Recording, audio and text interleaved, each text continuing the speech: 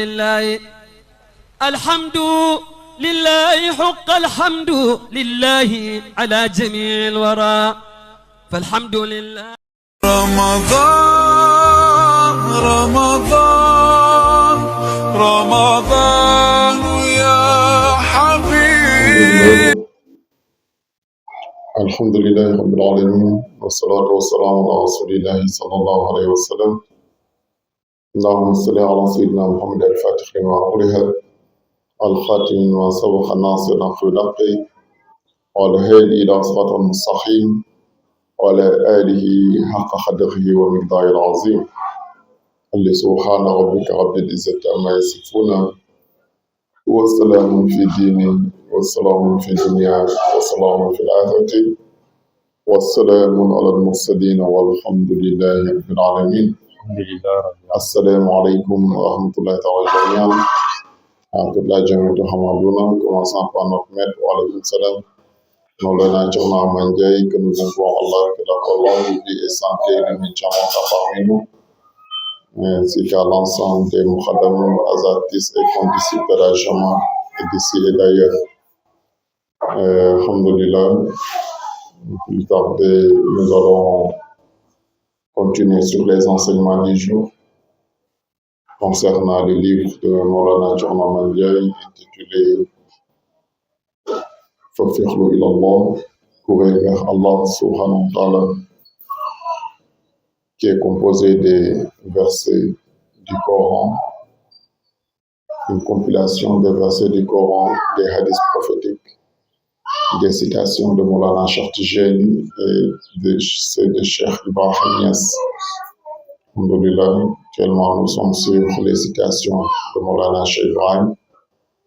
Inch'Allah, on va laisser notre orateur, Edi Abdelaziz, de nous faire la lecture, Inch'Allah, de la citation qu'on doit commenter aujourd'hui. Inch'Allah, après la lecture, on va passer aux commentaires, Inch'Allah. Bismillah. أعوذ بالله من الشيطان الرجيم بسم الله الرحمن الرحيم ثم الصلاة والسلام على رسول الله. Toujours dans le chapitre des citations de Maulana Cheikh Ibrahim Niass radiallahu ta'ala anhu, nous sommes à la page 15. Maulana Cheikh Ibrahim Niass radiallahu ta'ala anhu a dit: les miracles de tous les prophètes viennent du prophète. Les miracles de tous les prophètes viennent du miracle du prophète sallallahu alayhi wa sallam. Son livre est toujours actuel à toutes les époques, c'est certain. Diwan, page 108. Non.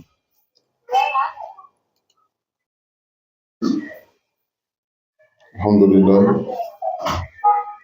Donc, ici, Maulana Cheikh Ibrahim Niass parle dans Diwan Fiti que tous les miracles des prophètes viennent du miracle du prophète Mohammed sallallahu alayhi wa sallam. Et son livre est toujours actuel. Donc, Inch'Allah ta'ala, alhamdulillah, alaykum salam wa rahmatullahi wa barakatuh. Alhamdulillah. Donc, tous les miracles des prophètes viennent du miracle du prophète Mohammed sallallahu alayhi wa sallam. Quel est le miracle du prophète Mohammed sallallahu alayhi wa sallam? Le miracle du prophète Mohammed sallallahu alayhi wa sallam, sa mu'jiza, ce n'est rien d'autre que l'Al-Qur'an al-Karim, le Saint-Coran. Tous les messagers, Allah subhanahu wa ta'ala les a accordé des signes de mu'jiza, que ce soit des preuves imminentes envers leur communauté. Et celui du prophète Mohammed sallallahu alayhi wa sallam est le Saint-Coran, le Coran sublime, dont Allah a défié les mécréants, car chaque messager, Allah lui aide à opérer une mu'jizat, un miracle que tu sais qu'il va défier à sa communauté, dire si quelqu'un d'entre vous est capable, ou son Dieu est capable de ce que mon Dieu est capable, qu'il fasse pareil que ce que j'ai fait ou meilleur.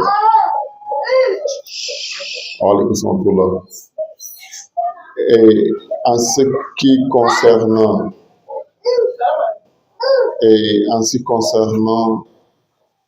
le cas du prophète Mohammed sallallahu alayhi wa sallam, c'était le Coran par lequel Allah subhanahu wa ta'ala a défié les Églises. S'il peut faire, qu'ils établissent, même si c'est 3 versets. Après, Allah a dit, même 3 versets, même, ils ne pourront pas le faire. Qu'ils apportent un seul verset identique à celui du Coran. Et ils n'y arriveront jamais. Mais ce Coran dit que tous les miracles des prophètes viennent du miracle du prophète Mohammed sallallahu alayhi wa sallam. Or que les autres prophètes et messagers, ils ont précédé le prophète Mohammed sallallahu alayhi wa sallam. Donc leur miracle a précédé le miracle du prophète sallallahu alayhi wa sallam, qui est le Coran. Donc, de quel Coran Allah nous parle-t-il? Pour ça, le Coran a des niveaux, a des stations. Il y a le Al-Quran arabien, ce Coran arabe qui est lu et écrit en langue arabe. Mais il y a un autre Coran, tu sais que elle n'est ni arabe, elle n'est ni écriture, elle n'est ni parole. C'est une lumière, une manifestation divine. Alors la preuve en est que la source, ce que le prophète sallallahu alayhi wa sallam recevait directement, ce n'était pas des écritures. Car lui, il était illettré. Donc, il ne lisait pas. C'est pour ça, la preuve en est laquelle, Allah, pour montrer cette preuve-là, le premier verset qui est descendu, Jibril est venu, lui dit, lis. Il dit, je ne sais pas lire. Jibril a dit, tu vas lire. Il serre le cou. Il dit, je ne sais pas lire.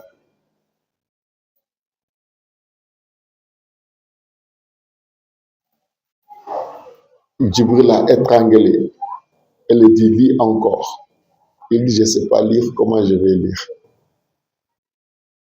Pour montrer, ce n'est pas de cette lecture qu'il voit, on lui demande de lire.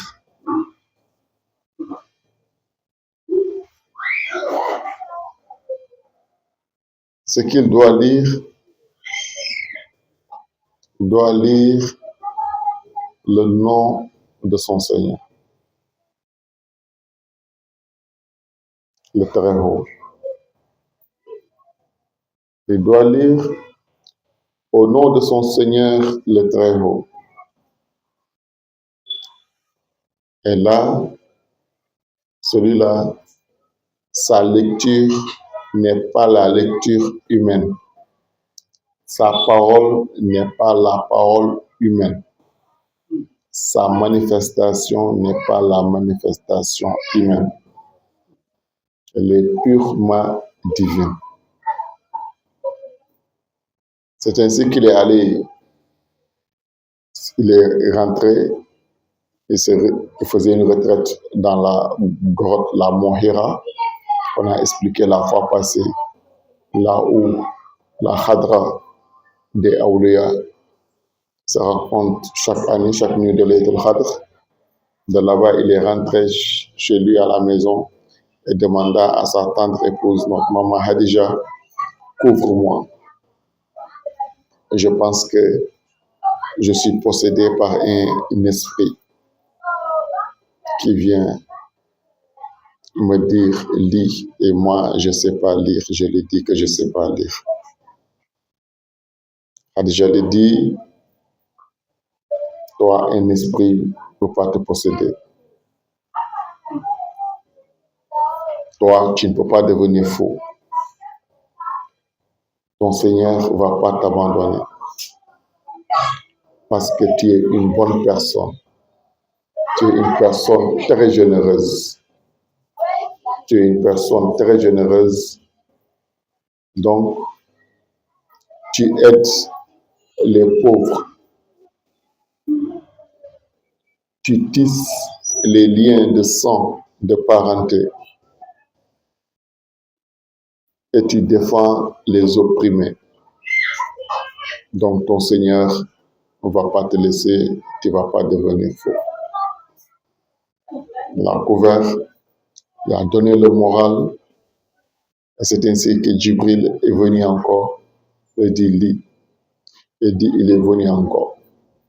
Notre maman a déjà dit, attends, je vais voir si c'est un djinn, un shaitan, ou bien si c'est un ange. Et maman a déjà enlevé sa voile sur sa tête. C'est que les anges de miséricorde ne peuvent pas regarder les parties honteuses d'une femme. Dès qu'elle voit ça, elle s'évanouit en même temps. C'est là le temps de se poser la question à nos femmes musulmanes, nos femmes pieuses qui refusent de mettre le voile, de se protéger en public. Quand ils sont dans leur chambre, quand ils sont seuls dans leur maison, il n'y a pas de problème. Ils ont leur intimité. Mais dans la place publique, tu sais que les anges vaquent à leur mission, à leur préoccupation. Et à chaque fois que les anges les voient s'évanouir ou bien fuient à cause du fait de voir leurs cheveux, leur tête ou bien leurs parties intimes, combien de torts elles font à des anges, des messagers d'Allah subhanahu wa ta'ala. Combien de péchés elles récoltent dans ça et combien de malédictions elles encourent à la suite de ça.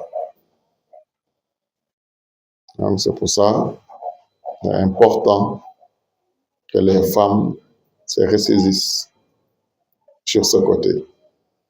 Car ce récit nous en dit beaucoup. Djibril alayhi salam est le maître des anges célestes. Lorsque notre maman s'est déflorée, elle a enlevé juste une partie de son voile et ses cheveux sont apparus. Djibril a disparu en même temps. C'est là, elle a dit, est-ce que tu le vois? Elle dit, non, non, je ne le vois plus, il est parti. Elle ferme, Djibril réapparaît. Il dit, le voici, il est venu. Elle enlève, Jibril disparaît. C'est là elle a dit que tranquillise-toi.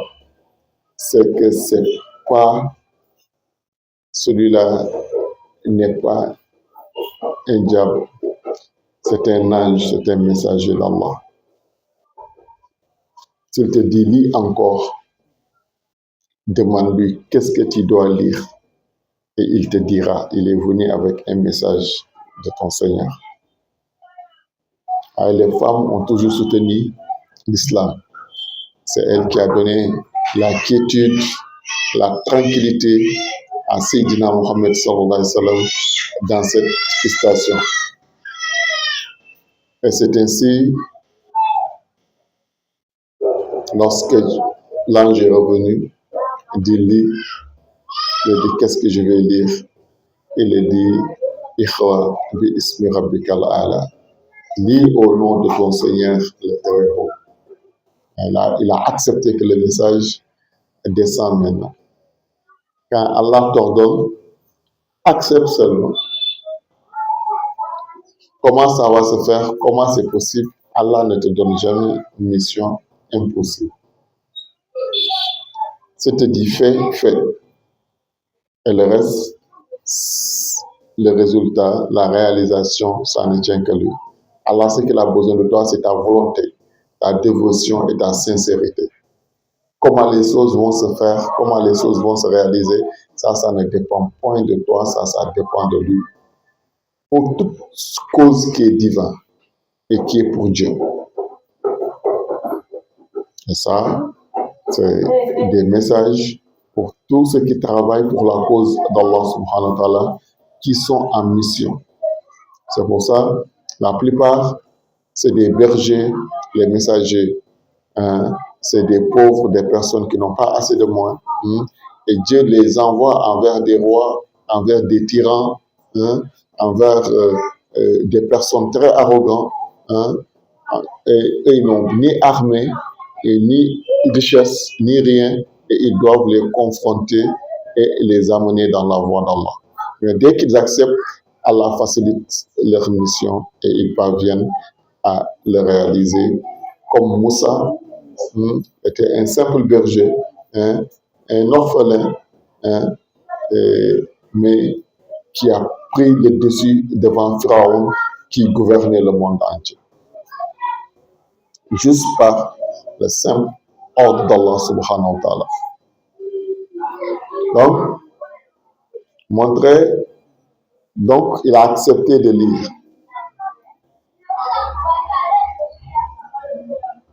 Au nom de son Seigneur.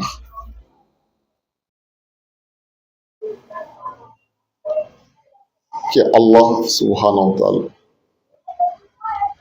Donc, dès que tu acceptes de lire au nom de ton Seigneur, ce n'est plus toi qui lis maintenant, c'est le Seigneur qui lit en toi.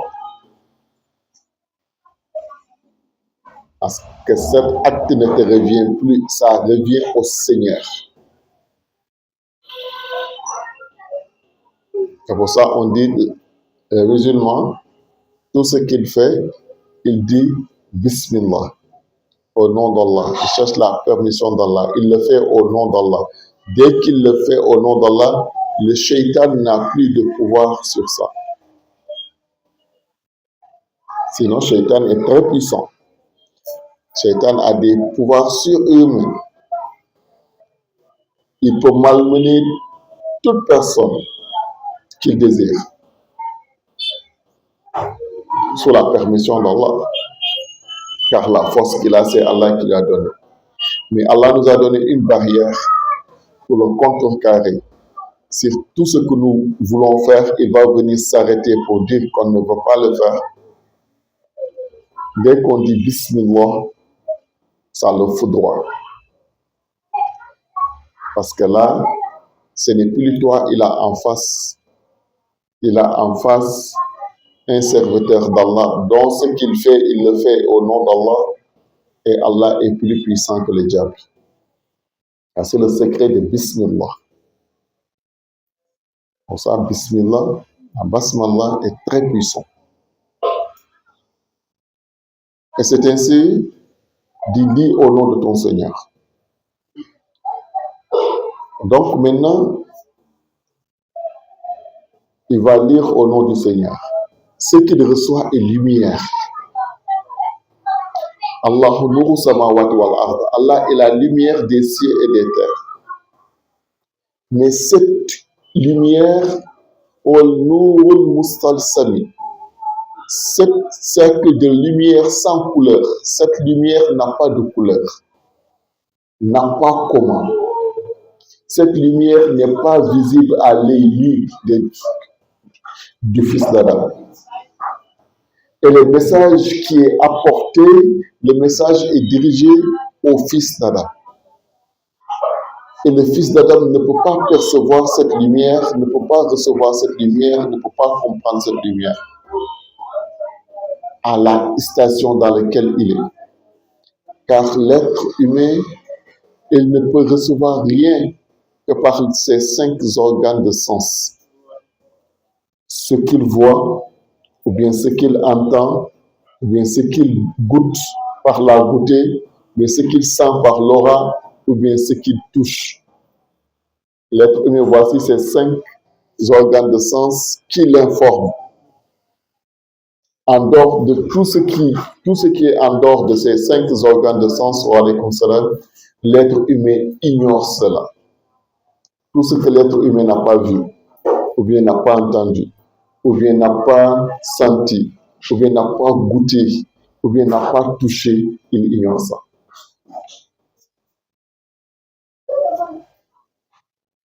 Or que cette parole divine, elle n'est pas visible par l'œil, ni ne peut pas l'entendre par l'œil humain, ni la savourer, ni la goûter, ni la toucher. Or que le message va vers nous. Donc, il faut qu'il y ait un récepteur. C'est pour ça celui qui est intermédiaire entre le divin et la création. Tout ce qui quitte chez le divin passe par lui. Il transmet ça à la créature, et tout ce qui quitte de la créature passe par lui et il transmet ça au divin. Pour ça, lui, il reçoit la lumière. C'est pour ça, lui, quand un verset descendait sur lui, il transpirait. S'il était à dos de chameau, le chameau même ne peut plus bouger. S'arrête, ou bien descend, se rabaisse, tellement que le poids est lourd. Un verset. Et aujourd'hui, on peut prendre des Corans complets, entiers pour mettre sur notre tête ou bien attraper sur notre main pour marcher. Or qu'un verset seulement, quand le prophète le recevait, s'il était à dos de chameau, le chameau ne pouvait pas bouger. Lui transpirait, tellement la puissance de cette parole. Mais nous, on ne peut pas acquérir ça directement. Donc, il faut que ça soit traduit de la manière que nous, on peut entendre. Comme il était arabe, et il était avec la communauté arabe, Allah subhanahu wa ta'ala lui demandait de transcrire le message qu'il recevait, la lumière qu'il recevait, la parole divine qu'il recevait en arabe. Et c'est pour ça, cette parole se traduisait en arabe, c'est pour ça que c'est devenu Arabul Al-Quranul Arabian. Ça, c'est le premier niveau du Coran. Le Zahir, ce qu'on peut toucher, ce qu'on peut palper, ce qu'on peut regarder et ce qu'on peut entendre sur le cadre humain. Derrière ces écritures-là, il y a la lumière divine, qui est l'essence même du Coran qui dégage. Et c'est ça qui est le véritable Coran, ça qu'on appelle Al-Quranul Karim, fi lawful, Al-Quranul Karim, Al-Quranul Majid, fi lawful mahfouz. Donc, le Coran a des niveaux. Mais ce Coran qu'on touche, qui est livre, qui est papier, c'est l'escalier qui va nous mener au Coran qui est en lumière. C'est comme le prophète sallallahu alayhi wa sallam. رمضان ليتك